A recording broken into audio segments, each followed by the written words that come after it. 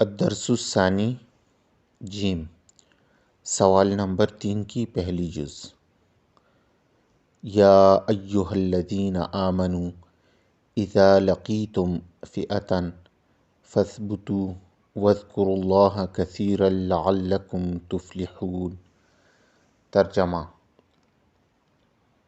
اے ایمان والو، جب تمہارا کسی گروہ سے مقابلہ ہو جائے تو ثابت قدم رہو اور اللہ کا ذکر کثرت سے کرو تاکہ تمہیں کامیابی حاصل ہو۔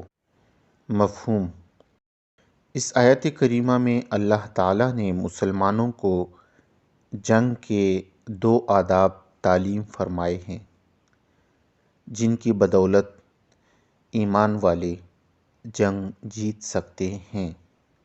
پہلا ادب جنگ میں ثابت قدم رہنا۔ ابتداءً مسلمانوں کو جنگ یا کسی بھی آزمائش کی تمنا نہیں کرنی چاہیے، لیکن جب ان پر جنگ مسلط ہو جائے تو اب ان پر لازم ہے کہ وہ ثابت قدمی کا مظاہرہ کریں اور بزدلی نہ دکھائیں۔ دوسرا ادب لڑائی کے دوران کثرت سے اللہ کا ذکر کرنا۔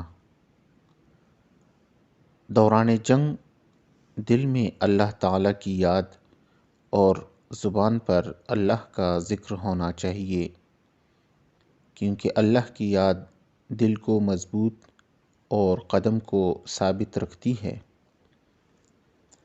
اللہ تعالیٰ سے دعا کرنا، مدد مانگنا، تسبیح و تحلیل میں مشغول رہنا، یہ سب اللہ کا ذکر ہے اور اللہ کے ذکر میں ہی کامیابی ہے۔ اس لیے فتح کے خواہش مند اہل ایمان کو چاہیے کہ ان آداب کو سامنے رکھیں تاکہ کامیابی ان کے قدم چومے۔